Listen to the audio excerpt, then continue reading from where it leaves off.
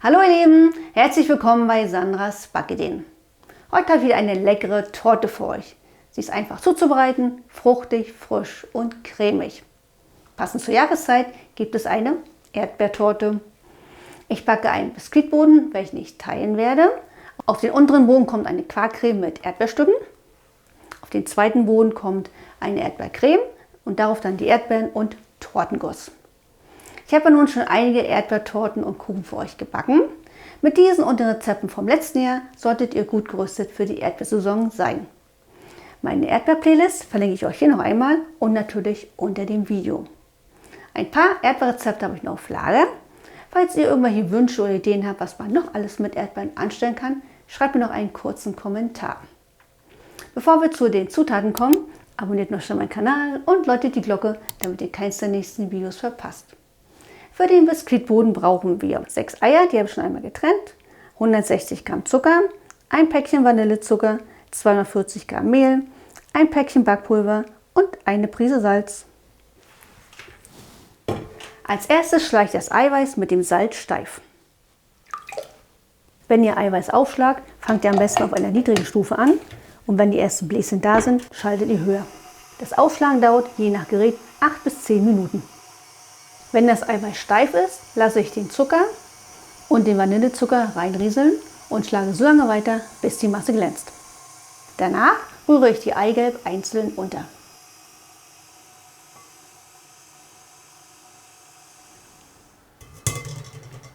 In die Eimasse werden Mehl und Backpulver gesiebt, damit wir keine Klümpchen haben.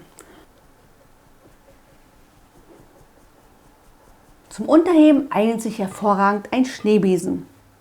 Nur nicht so doll rühren, sonst fällt die Masse wieder zusammen. Der fertige Teig kann auch gleich in unsere 26er Springform, in die ich auch schon ein Backpapier gelegt habe. Bei einem Biskuitteig braucht der Rand nicht eingefettet zu werden.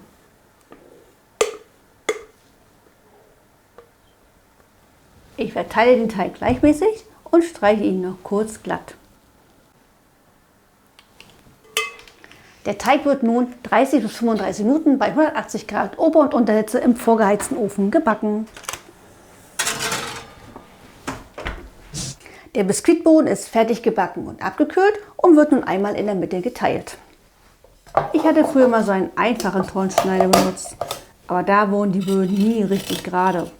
Dieser Ring macht es für mich deutlich einfacher. Wenn euch das interessiert, findet ihr den Link in der Videobeschreibung. So sieht es dann aus. Kommen wir nun zur ersten Cremeschicht. Dafür schlage ich 200 Gramm Sahne mit 15 Gramm Sofortgelatine auf und verrühre 350 Gramm Magerquark mit 100 Gramm Creme Fraiche, 60 Gramm Zucker und 30 Gramm Sofortgelatine. Denkt daran, dass die Sahne zum Aufschlagen schön kalt ist. Die Gelatine lasse ich für immer reinrieseln. Der Magerquark wird noch mit Creme Fraiche und Sofortgelatine verrührt.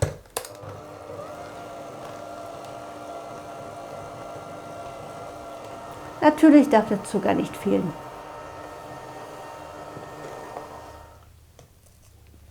Jetzt hebe ich nur noch die Sahne unter. Bevor ich die Quarkcreme auf den Tortenboden gebe, lege ich darum noch einen Tortenring. Da die Torte etwas höher wird, sollte euer Tortenring mindestens 9 cm hoch sein. Dann kann die erste Cremeschicht auf dem Boden verteilt werden. Zum Glattstreichen benutze ich wieder eine Winkelpalette. Die Sahneschicht ist jetzt schön glatt gestrichen, aber das bleibt ja nicht so, denn dort kommen gleich die Erdbeeren rein. Bei denen werde ich jetzt die Blätter entfernen und dann halbieren.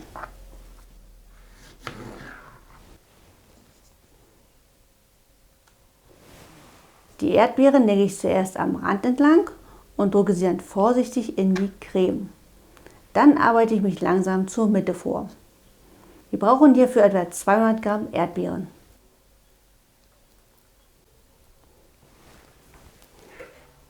Damit die Erdbeeren den Boden nicht durchweichen, lege ich ihn mit der Schnittfläche nach oben.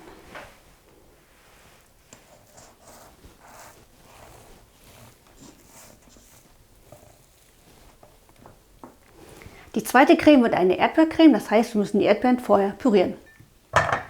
Für das Püree benötigen wir noch einmal etwa 150 Gramm Erdbeeren. Die kommen in den Multizerkleinerer und dann geht's rund. Mit den Erdbeeren dauert es auch nur ein paar Sekunden. Schon fertig.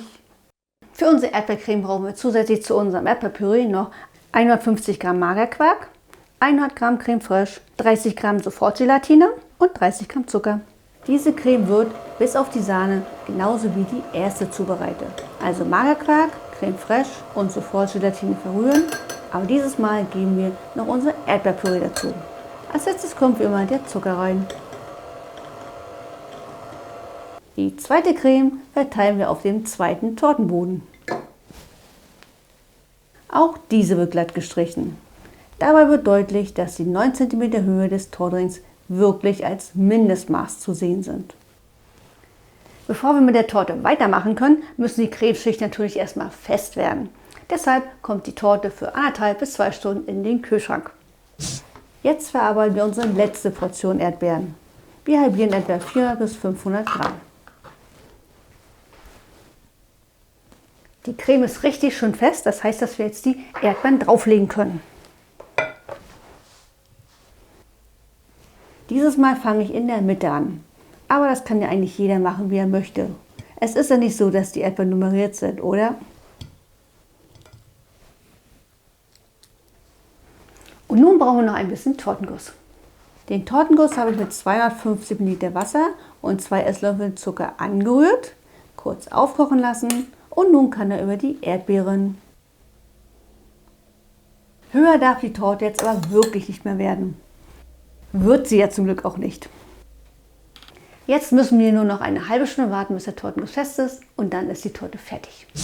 Das Warten hat sich gelohnt. Die Torte ist fertig und ich kann sie endlich anschneiden.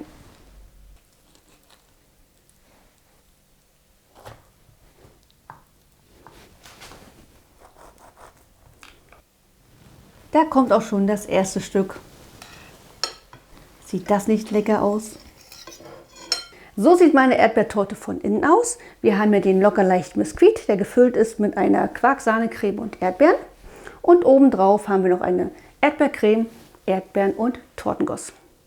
Ich würde sagen, jetzt kann die Erdbeersaison kommen. Das Rezept findet ihr wie immer unter diesem Video oder auf meinem Blog. Wenn euch mein Video gefallen hat, gebt mir noch einen Daumen nach oben und abonniert noch schnell meinen Kanal. Ich hoffe, wir sehen uns dann beim nächsten Mal wieder. Bis dahin, tschüss!